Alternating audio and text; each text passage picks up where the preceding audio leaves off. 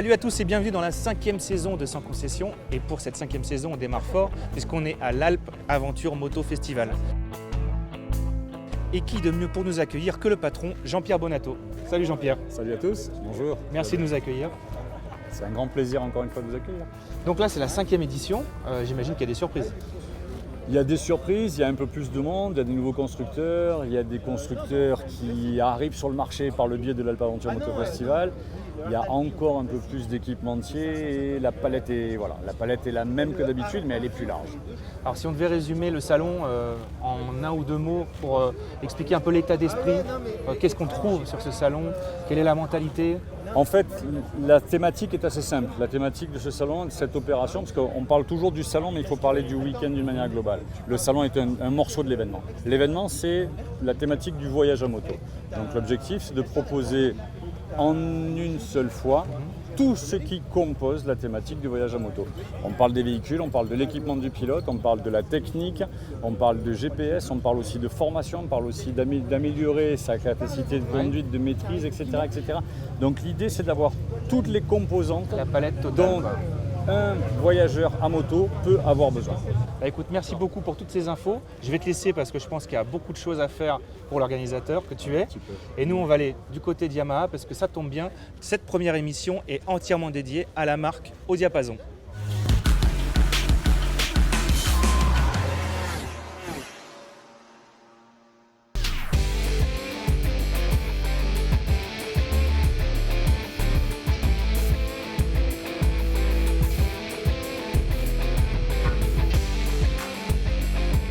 Salut François.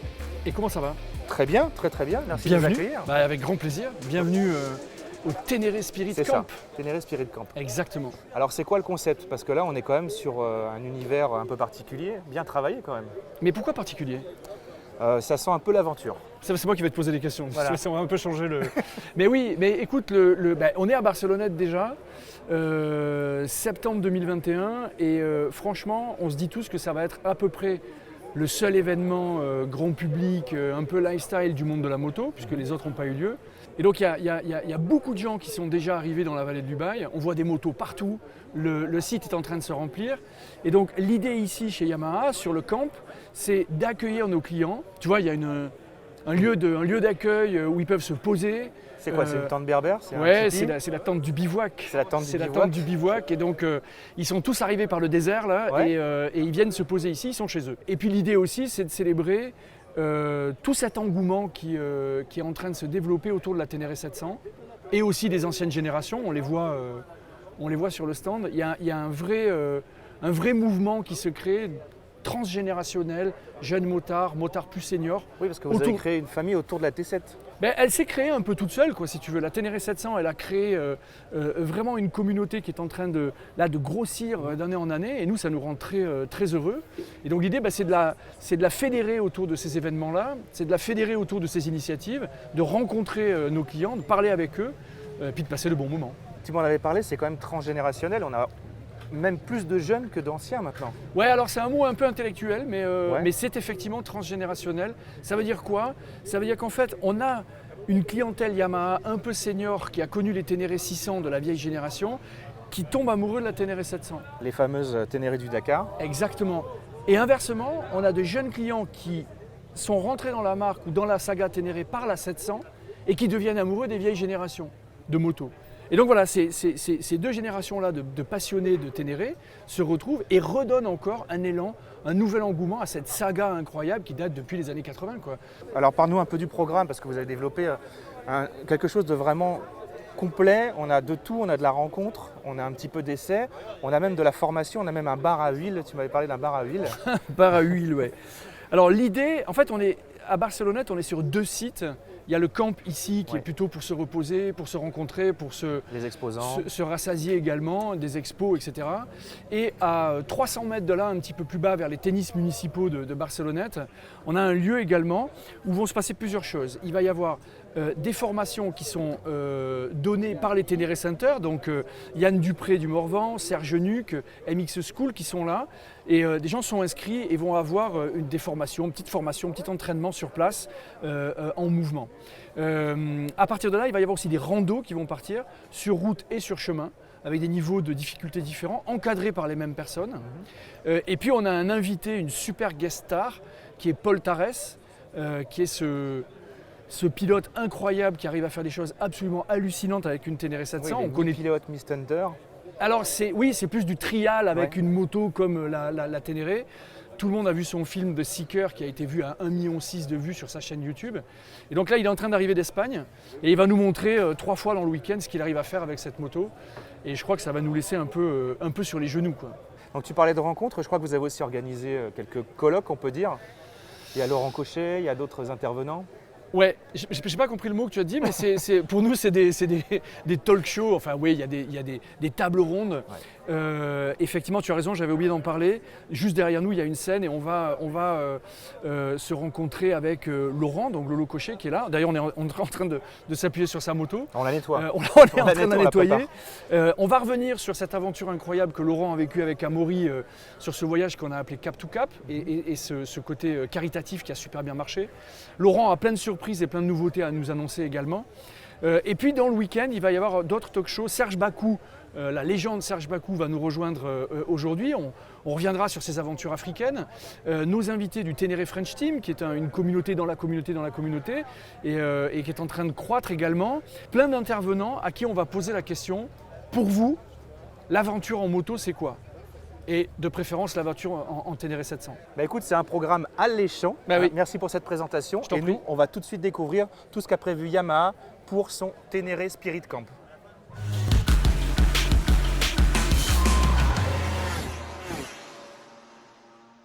On a 2 passionnés de Ténéré, Jean-Louis et Gérard. Salut les gars.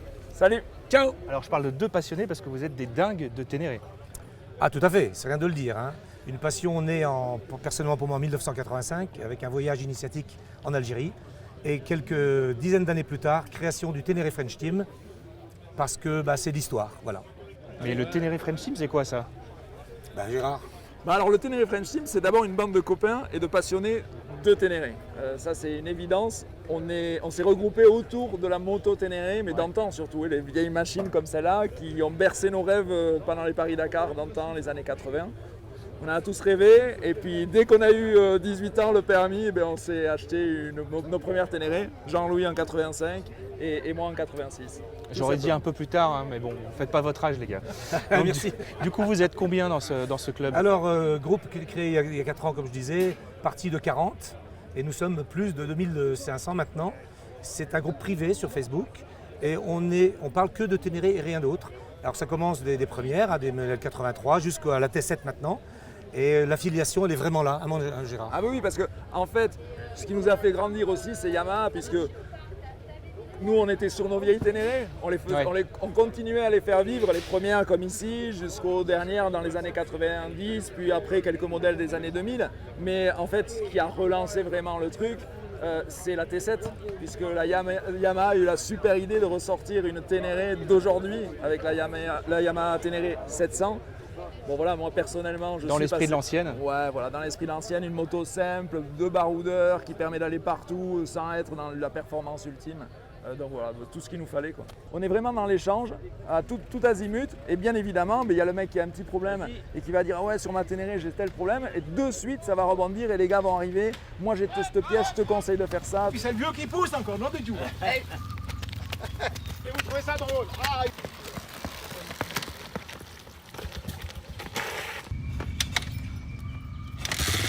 Il y a une vraie entraide.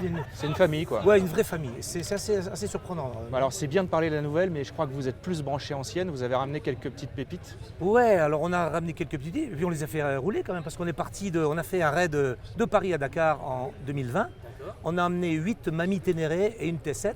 On est parti le 27 décembre 2019 comme les premiers Dakar et on est arrivé le 12 janvier à Dakar. Il y avait une T7 bien sûr pour illustrer l'affiliation, mais évidemment la très grande majorité des motos étaient les anciennes comme celle qu'il y a ici. Alors justement, présentez-les-nous, alors vous avez quoi? Alors déjà celle-là. Alors celle-là, Celle-là c'est la est moto mythique. mythique de... Alors c'est pas nous qui l'avons ramenée, celle-là, soyons justes. C'est Yamaha, c'est la collection Yamaha. Et là, c'est les vraies premières motos du Dakar. C'était pas encore les Ténéré 600 telles que JCO les a voulu après. Il y a une moto absolument exceptionnelle. Donc c'est pas une Ténéré, mais c'est une Yamaha TT500. une moto qui a appartenu à Serge Bakou, Entièrement qui préparé. a été complètement restaurée Ouais. dans le full style de l'époque, avec un ami à nous qui s'appelle Mathias, qui nous a fait du très très beau travail. Donc c'est la première fois qu'elle est exposée et on peut voir la qualité du travail qui est sublime. Ouais, c'est une moto quand même de course, ça. Hein. Ça se voit, ça se voit. alors, C'est vraiment une voilà, compétition. c'est pas une Elle a moto- l'air hyper allégée, la suspension est travaillée. Là, on est quand même un peu plus éloigné, mais on a nos passionnés qui récupèrent ce type de moto et les remettent en état, et ça, c'est formidable. Alors la gamme Yamaha forcément est riche, Ouais. mais la première moto un peu mythique qui se rapproche des motos du Dakar, hein, après les 500, il y a eu la 600 Ténéré qui a été initiée par Jean-Claude Olivier qui était le grand maître qui a dit aux Japonais je veux une moto pour aller dans le désert. Donc cette moto a été créée à l'initiative de Jean-Claude Olivier avec un gros réservoir de 30 litres. Donc c'était une moto qui a été complètement restaurée par un ami à nous avec une petite déco spécifique qui rappelle la déco des motos du Dakar. Tout à fait. Hein, c'est pas la déco d'origine, donc c'est une 34L tout à fait d'origine et qui permet, c'est avec cette moto-là que nous avons été à Dakar il y a un an. Bah, merci les gars. Merci à vous. Vraiment sympa. Merci. Un vrai club de passionnés et nous on va continuer à découvrir l'univers Yamaha.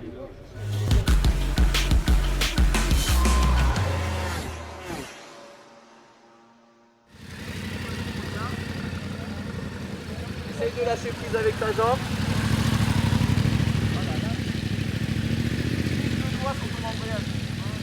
On est un tout petit peu à l'écart du salon, on est au Ténéré Center, le centre d'entraînement Yamaha pour le tout-terrain. On est avec Teddy, un des professeurs de ce centre. Alors dis-moi Teddy, comment ça se passe? Très bien, on a du beau temps, on Ouais. a des super pilotes avec des super belles motos et en fait au Yamalube Stadium, là où on se trouve aujourd'hui, on a la chance d'avoir un terrain d'initiation pour faire pratiquer 6 pilotes. Donc c'est un échantillon d'un stage, ce qu'on pourrait proposer vraiment dans notre Ténéré Center. L'idée est de les mettre vraiment à l'aise avec leur machine pour qu'ils puissent après partir en randonnée cet après-midi.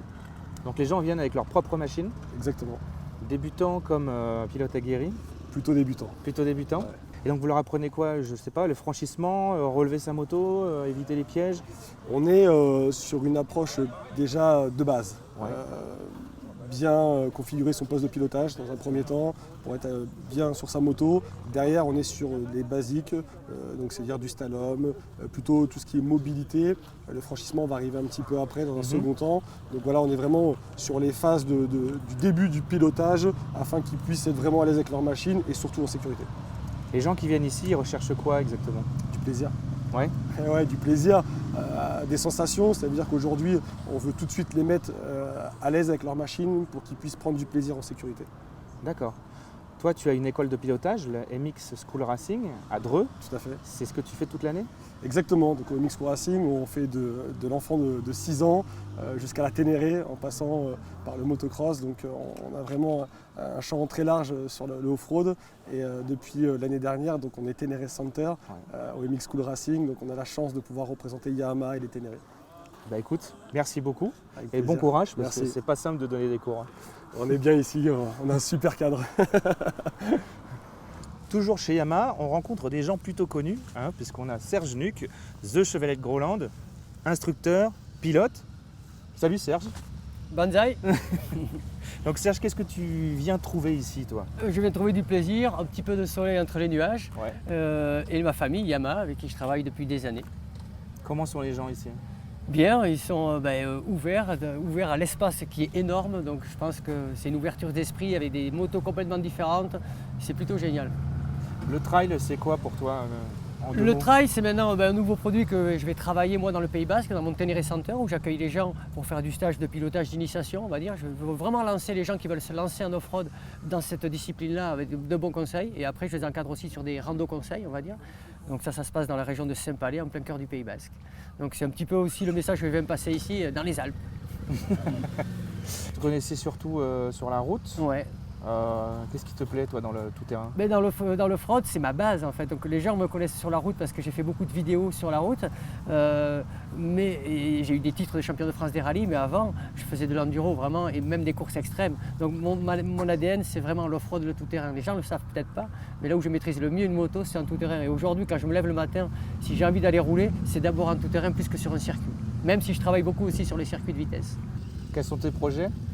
Mes projets, c'est toujours un petit peu de la formation, des stages et après des vidéos pour faire rigoler les gens.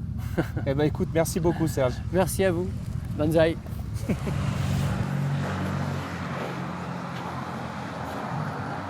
On a une chance inouïe puisqu'on est avec Paul Tarès, le fameux stunter qui a réalisé The Seeker, une vidéo qui a fait le buzz au guidon de la T7, une T7 préparée, un truc de dingue.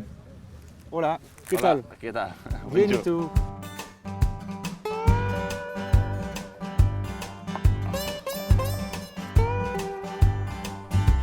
How did you arrive here? Comment es-tu arrivé ici? Tu es pilote, stunter, raconte-nous un petit peu. Je viens du trial. J'ai été une vingtaine d'années pilote de trial, professionnel bien sûr. J'ai gagné un championnat du monde. Oui, parce que Tarès, c'est un nom connu dans le milieu. Oui, mon oncle a été 7 fois champion du monde de trial. C'était un très bon pilote. Puis je suis passé à l'enduro extrême. Et j'ai eu l'opportunité de piloter l'une des meilleures motos pour moi, donc je me suis donné à 100%.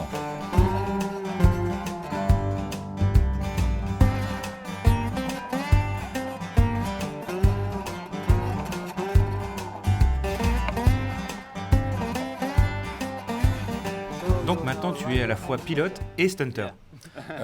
Oui, mais non, pas vraiment. Pilote, c'est sûr. En ce moment, je suis à mi-chemin entre rider et pilote d'enduro extrême. Je ne sais pas vraiment, mais ça n'a pas d'importance. En ce moment, je fais des vidéos et je vis de ma passion. J'en suis très heureux. Alors explique-nous un petit peu. Donc c'est une Ténéré, hein, c'est ce qu'on appelle T7 en France. Et donc comment tout cela a été réalisé? Tu l'as préparé toi-même? Tu l'as fait préparer par Yamaha?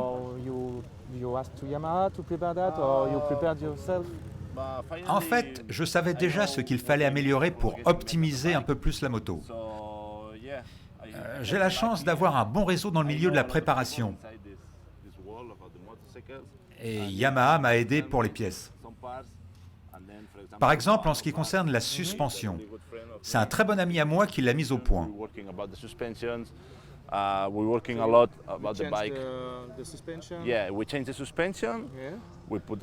On a mis un échappement Akrapovic et on a changé les pneus. On a changé le guidon. Les freins sont d'origine, mais j'ai fait installer un maître cylindre de cross et un petit levier pour un meilleur feeling. Le moteur est donc d'origine. Donc tu prouves ainsi qu'avec la Ténéré d'origine, on peut faire quand même pas mal de choses. Oui, ce que je fais avec ma T7 préparée, je pourrais très bien le faire avec un modèle standard, puisque jusqu'à maintenant, je ridais avec une Ténéré d'origine. Eh ben merci Paul et bonne chance pour la suite des Seekers. Thank you.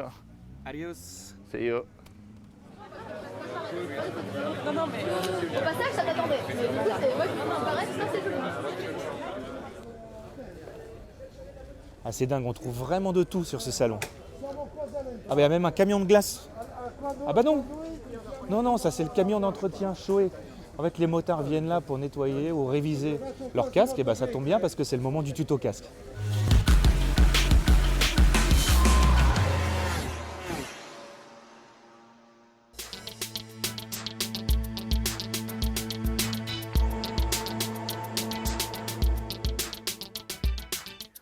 Bonjour à toutes et à tous.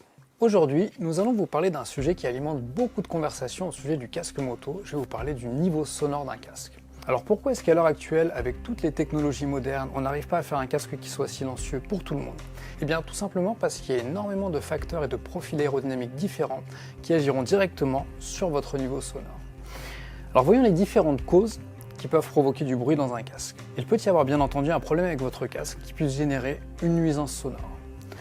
Nous pouvons penser tout d'abord à un mauvais réglage de l'écran. Un écran qui ne ferme pas correctement va générer un sifflement à cause d'un petit jour qui va se situer entre l'écran et le joint d'écran. Si c'est votre cas, il vous suffit de retourner chez votre revendeur Shoei qui effectuera un réglage de l'écran afin que ce dernier puisse plaquer correctement. Un deuxième cas de figure pourrait être une pièce décollée, comme vous pouvez le voir ici sur ce spoiler arrière. Une pièce décollée va générer par friction d'air un sifflement. Si c'est votre cas, n'hésitez pas à vous rendre chez votre revendeur ou à visiter le www.shoei-myshop.com afin de commander une nouvelle pièce. Le dernier facteur inhérent au casque qui puisse augmenter le niveau sonore est un casque choisi trop grand. Si tel est le cas, il existe différentes tailles d'intérieur qui permettront d'augmenter le maintien et de réduire les infiltrations d'air responsables de nuisances sonores. Mais dans de nombreux cas, les facteurs responsables du bruit se trouveront à l'extérieur du casque. Il y a 4 principaux facteurs qui feront votre profil aérodynamique. Il y a la forme de votre moto, la hauteur et l'angle de votre bulle, votre position de conduite et votre taille. Selon ces facteurs, le casque sera positionné différemment dans le flux d'air et cela agira sur le niveau sonore du casque. Prenons par exemple la bulle de protection. Si l'air projeté par cette dernière arrive au niveau du bas du casque, du milieu ou du haut, la perception sonore sera complètement différente. De plus, les turbulences provoquées par la bulle vont augmenter le bruit de frottement d'air autour de la coque. La principale solution en cas de bruit lié à des turbulences est de modifier la hauteur de bulle, soit pour que l'air arrive sous le casque au niveau de votre buste, soit pour qu'il arrive complètement au-dessus du casque et éviter les nuisances sonores.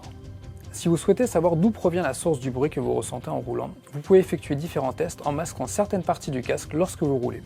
Le fait d'appuyer sur votre écran, de mettre votre main au niveau du menton ou de l'embase des joues, ou même sur le haut de votre bulle vous permettra de savoir si le bruit vient d'un mauvais plaquage de l'écran, d'un casque trop grand ou encore de turbulences provenant de votre moto. Sachez que Shoei met tout en œuvre pour vous offrir le meilleur confort acoustique, mais qu'entendre son environnement est un élément de sécurité primordial. Et voilà, vous en savez un peu plus sur l'acoustique des casques Shoei. Et n'oubliez pas, pour toute recherche de pièces ou d'accessoires, rendez-vous sur le www.shoei-myshop.com. Je vous souhaite une bonne route en Shoei et vous dis à très bientôt.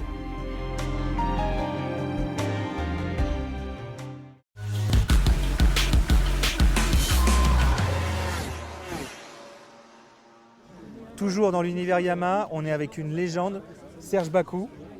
Merci de nous recevoir. Avec plaisir. Donc Serge Bakou, une légende de la moto sur terre et sur sable. Il va nous expliquer pourquoi la terre, pourquoi le sable. Donc je crois que tu as commencé dans le cross. Oui, tout à fait. Moi j'ai commencé, c'était une passion, un coup de foudre. J'ai commencé le motocross à 16 ans et avec des motos espagnoles, Bultaco. Et à l'époque, il n'y avait pas d'école de pilotage, il fallait apprendre tout seul. Et puis j'ai travaillé, je me suis entraîné. Et au bout de quelques années, j'étais champion de France. À partir de 1970, j'ai été 7 fois champion de France avec Bultaco et avec Maïko. Donc un sacré parcours, et c'est pas le seul, parce qu'après, il y a eu l'époque Yamaha et les rallyes africains. Tout à fait. En fin de saison de motocross, ou de carrière motocross plutôt, j'ai été concessionnaire Yamaha en banlieue de Tours, à Saint-Avertin. Et donc après j'ai lié d'amitié avec Jean-Claude Olivier et il m'a engagé pour faire les rallyes africains et j'ai démarré avec Yamaha, j'étais pendant 7 ans avec Yamaha dans les rallyes africains et puis en supermotard également après en fin de carrière et j'ai entre autres aussi gagné l'Enduro du Touquet en 1980. D'accord. Il y avait 1025 pilotes. Donc un sacré parcours avec Yamaha. Oui, tout à fait, ouais. Très long. Et là, je crois qu'on a une des grand-mères, on peut dire, qui a marqué l'histoire de Yamaha et ton histoire. Ouais. On peut en dire 2 mots. C'est la lignée des Yamaha 500 XT, des gros monocylindres 4 temps, qui ont démarré, qui ont gagné le Paris-Dakar les 2-3 premières années. Celle-ci est de 82, c'est ma deuxième moto de mon deuxième Paris-Dakar. Et j'ai eu des soucis avec mécanique, mais elle est restée célèbre parce qu'elle était assez unique. Et puis elle est passée récemment en compagnie de la T700, la nouvelle Yamaha Ténéré. Et elle est connue partout. C'est la 103, c'est celle de Serge Bakou qui est de 82. Ouais. Et donc, tu avais quand même des gens de temps en temps, je sais pas moi, tous les 100 km pour tamponner ton carton, pour être sûr que tu sois passé. Non, il y avait sur une étape, mettons, classique de 450 km, c'était l'autonomie, on avait un contrôle de passage. Mais ça, c'était quand on voyait la voiture du contrôle de passage qui était là depuis la nuit ou le petit matin, on était content parce qu'on était sur la bonne piste, quoi. Mais Serge, ça t'a pas empêché de passer 3 nuits dans le désert tout seul? Ah, mais ça, c'est autre chose.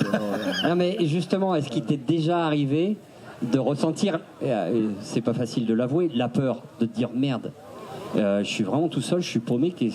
Alors oui, non, mais j'ai vécu une aventure formidable. Je suis resté tout seul dans le désert du vendredi midi au lundi 2h du matin. Je savais que j'avais peu de chance d'être trouvé par l'avion de reconnaissance, il n'y en avait qu'un seul. Ça devenait angoissant, mais j'avais le moral. J'ai dit j'attends jusqu'à lundi matin, lever du jour, et je vais partir dans le sens inverse où j'étais venu, avec l'essence qui me restait, en souhaitant peut-être rencontrer quelqu'un. Voilà. Tu sais qu'en disant ça, tu fais rêver à Maury, parce que plus c'est dur, plus c'est con, plus il a peur, plus lui il rêverait qu'on enlève le GPS sur le Dakar, non? J'ai raison ou pas? Je suis pas maso, Ouais, moi je dois l'être alors parce que ça me fait rêver ça, toi. Moi je rêverais de casser mon moteur et qu'on me retrouve pas pendant 3 jours. Et les motos, je sais pas, mais. Si tu devais retenir le plus grand souvenir de l'époque Yamaha, ce serait quoi? Les grands souvenirs, c'est les premiers Paris-Dakar, surtout le premier où j'ai découvert l'Afrique avec la 500 XT et avec les épreuves africaines qui étaient longues, dures et difficiles. Et puis il y a eu l'époque Enduro du Touquet aussi parce que c'était quand même une épreuve qui est restée mythique, hein, avec le nombre de pilotes qu'il y avait, tout ça, c'était formidable. Je suis très fier d'avoir gagné l'Enduro du Touquet. Et ensuite il y a eu aussi les supermotards, une nouvelle discipline qu'on a démarré en 82-83 et où j'ai gagné les premières épreuves aussi. Ben, merci beaucoup Serge, on se reverra sûrement bientôt sur une piste peut-être. D'accord. Et puis parce que tu tournes toujours sur piste, j'imagine. Non, plaisir. Je fais plus de compétition. Je fais du 2 roues pour le plaisir, mais je ne fais pas de compétition. Bah, ça fait plaisir, ça montre que Yamaha, c'est vraiment la passion, quoi. Tout à fait. Merci beaucoup. Merci à vous.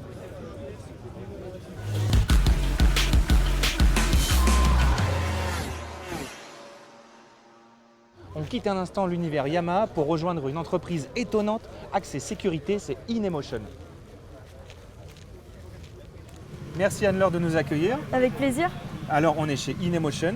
InEmotion, c'est quoi exactement? Et alors InEmotion, on développe des systèmes de protection airbag qu'on va intégrer dans les vêtements de marques partenaires. Aujourd'hui, on en a un nombre assez conséquent. On travaille avec Ixon, Furigan, RST, Climb, Tucano Urbano ou encore Held en Allemagne. Et donc on a développé un système de protection airbag qui est complètement autonome et qui vient protéger en cas de chute ou de perte d'équilibre irrécupérable.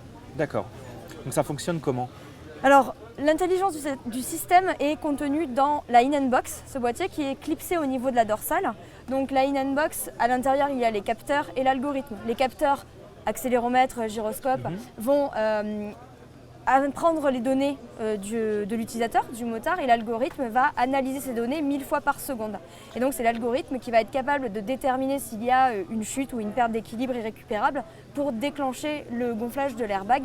Et entre le moment où le système détecte une situation critique et le moment où le système est gonflé à la pression optimale, il se passe juste 60 millisecondes. Eh ben, merci beaucoup Anne-Laure. Avec grand plaisir. Qu'on roule en Yamaha ou non d'ailleurs, c'est important d'être connecté. Et ça tombe bien parce qu'ici on a Senna. Ça va? Salut Amandine, merci de nous accueillir chez Senna. Bonjour. Donc Senna, c'est de l'intercom, c'est de la caméra, c'est quoi exactement? C'est effectivement une marque spécialisée dans les systèmes de communication, avec en plus certains qui intègrent une caméra et des casques avec des systèmes complètement intégrés de la marque Senna. Alors moi je suis un motard à l'ancienne, j'ai pas du tout d'intercom. Je vois que vous avez des nouveautés, alors je ne fais pas trop la différence, il faudrait peut-être m'expliquer. Ça c'est une nouveauté, ça chez vous? Oui, les produits les plus récents en fait sont les 50. Ils sont déjà sortis depuis 1 an, mais ça reste quand même notre fleuron à l'heure actuelle. Donc il y a le 50S et le 50R. Au niveau des différences, en fait, ils sont très similaires, mais on avait envie d'offrir en fait 2 interfaces différentes, une à molette et une à bouton, selon les préférences. 10 à 13 heures d'autonomie selon l'utilisation. C'est énorme. Ça fonctionne en Bluetooth et en Mesh, qui est en fait un nouveau protocole de communication beaucoup plus simple d'utilisation que le Bluetooth classique qui existait auparavant et qui continue d'exister aussi. Oui, en effet, on a aussi développé un système avec caméra intégrée. Donc, la caméra qui est juste là, devant? C'est ça, la lentille est juste devant. Et donc elle permet en fait d'enregistrer des souvenirs, justement pour les grands voyageurs qu'on retrouve ici. Eh ben, merci beaucoup pour tous ces renseignements. Avec plaisir. Et puis on espère qu'il y aura plein de nouveaux clients qui font du trail et qui partent à l'aventure et qui opteront pour ce genre de produit. Parce que c'est un produit qui est quand même connu pour la route et qui est finalement très utile pour l'aventure. On espère aussi. Merci.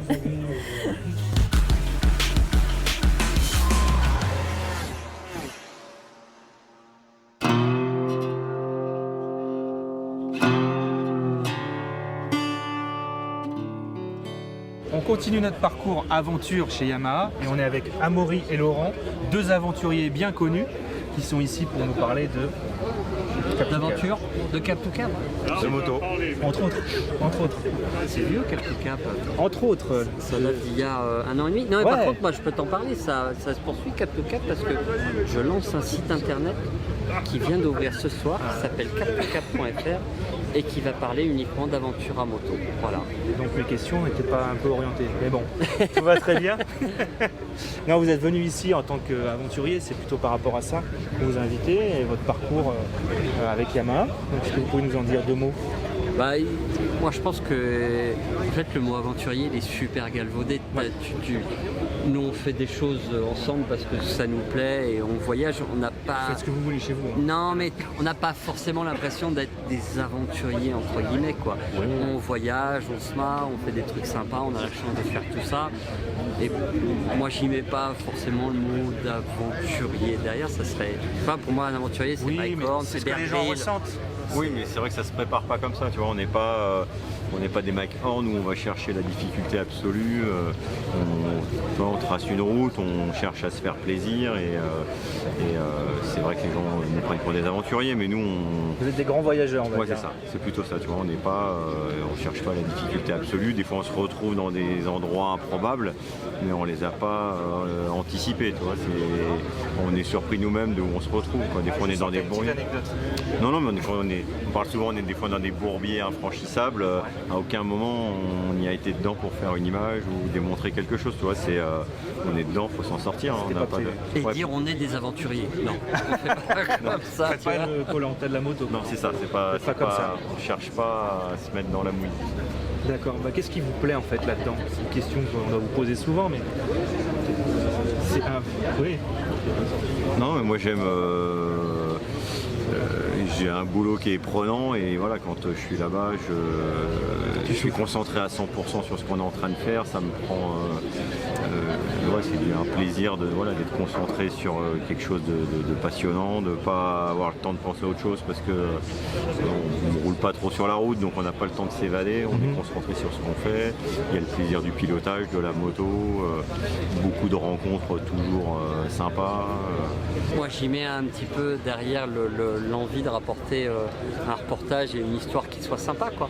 Donc c'est des journées de tournage, c'est à réfléchir comment ça va se monter et il y a autant le plaisir de tout ce que tu fais sur place que de rentrer avec des images et de commencer à écrire, à mettre des mots derrière, à mettre la musique qui va faire ressortir la bonne émotion que tu veux faire passer sur ce moment-là.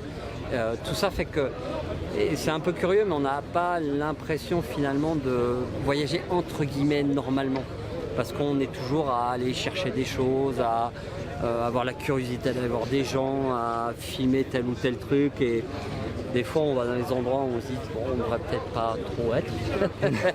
Mais c'est tellement beau que je dis, ah bah tiens, je vais monter en haut de la montagne. Puis Amaury dit, bah non, parce qu'en haut de la montagne, on te voit, puis ici, on ne devrait pas y être, quoi. Donc tu vois, des choses comme ça. Mais c'est arrivé où, ça, par exemple? On était en Mauritanie. En Mauritanie, il y a... Il y a une voie de chemin de fer qui est la limite qu'il ne faut pas croiser, tout le monde te le dira. De l'autre côté, c'est le front Polisario. Et donc, évidemment, dès qu'on a vu un passage pour passer de l'autre côté de la voie de chemin de fer, on y était gaiement. Les Français, quoi, bravo. Voilà. Non, mais je ne lui ai pas dit tout de suite parce qu'il aurait peut-être dit non. Tu vois, donc, mais une fois sur place, il ne voulait plus partir. Après, c'est magnifique. Là, c'était en tout cas, ce qui en ressort, c'est que c'est surtout de la préparation. Et qu'on ne part pas comme ça, bille en tête. Ça se voit, notamment pour les reportages, mais aussi pour le voyage, quoi. Pas tant que ça. Ouais. C'est vrai. Je suis désolé. Non, parce que super, non, vraiment, on va te pourrir ta question. On va te pourrir ta question. Non, c'est franchement, il y a non, c'est pas. Tu serais surpris à la vitesse à laquelle ça s'organise. Ça veut dire, on se dit, on se fait cap to cap. Ouais. J'attrape Basecamp, je trace une trace, je passe un peu de temps à voir où on peut passer, pas passer. Le plus gros boulot de tout ce voyage-là, c'est Laurent qui l'a fait, c'est avoir les visas. C'était le boulot le plus long, le plus chiant. Le reste, c'était... On a monté des pneus clous, je connais super bien le sujet, c'est aller assez vite. Préparer nos fringues, on le fait souvent, c'est pas nos femmes qui le font. Moto 100% d'origine. Moto 100% d'origine, tu mets des même pas un clic de ressort, quoi, tu vois. Voilà, donc non, on est parti... je dirais moto neuve, toi, il y a plein de questions que tu ne te poses pas. Toi, une moto d'occasion, tu vas essayer d'anticiper toutes les galères. Une moto neuve, tu montes dessus. Alors justement, qu'est-ce qui vous a plu dans le comportement de ces machines-là?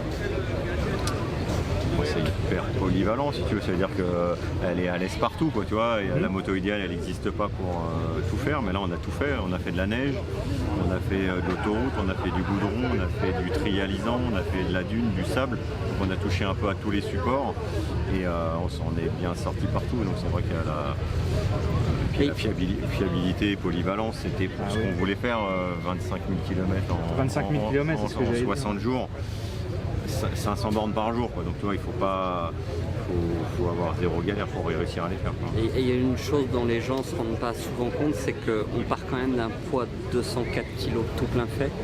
Une fois que tu as mis tout ton bordel dessus, tu es à 270 kg, tu roules dans des chemins avec une Sport GT, avec le poids d'une Sport GT. Donc ça c'est... Je crois savoir que vous avez d'autres projets. Oui, qui ne sont pas définis pour l'instant. Oui. Je sais pas, t'as un projet toi?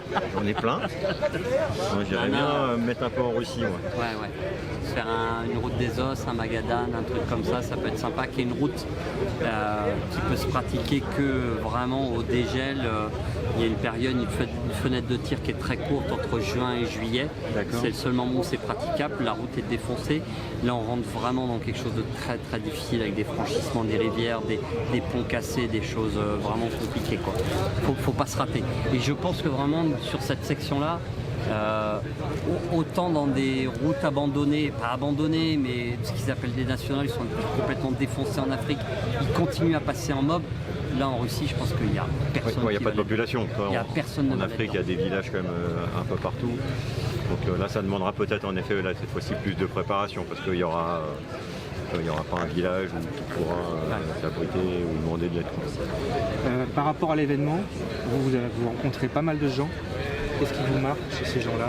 Est-ce qu'il y a un état d'esprit particulier, quelque chose lié à ces salons, à la marque peut-être Yamaha? Moi, ce que je trouve, déjà, c'est ultra quali. Les gens qui viennent là sont tous branchés, tourisme, aventure. C'est des connaisseurs déjà. C'est des vrais connaisseurs. Et après, je trouve que ça correspond vachement à l'époque. Moi, je viens des années 80-90 où on roulait à fond avec des sportives. Aujourd'hui, le rythme se calme et on voit y compris des jeunes qui ont envie de road trip, de rouler cool, de bivouaquer. Et tout ça tourne autour de ça. Et ça correspond vachement avec ce qu'on vient de franchir à l'époque, au besoin d'aller un petit peu dans la nature, de faire des choses cool, de ralentir le rythme et de profiter, quoi, tout simplement. Le côté objet de liberté, quoi. Mais carrément. Et ça, c'est cool. Voilà, c'est ça, c'est le partage. Merci beaucoup en tout cas pour le partage d'expérience. Et puis bon courage pour la suite. Ouais, c'est cool, on n'en manque pas. Comment on dit à bientôt en russe? Je sais pas, je sais dire spasiba, nie poнимаю, je sais pas.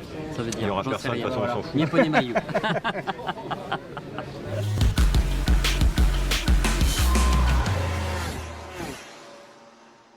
Alors, ça va? Ça t'a plu? Très sympa, super programme.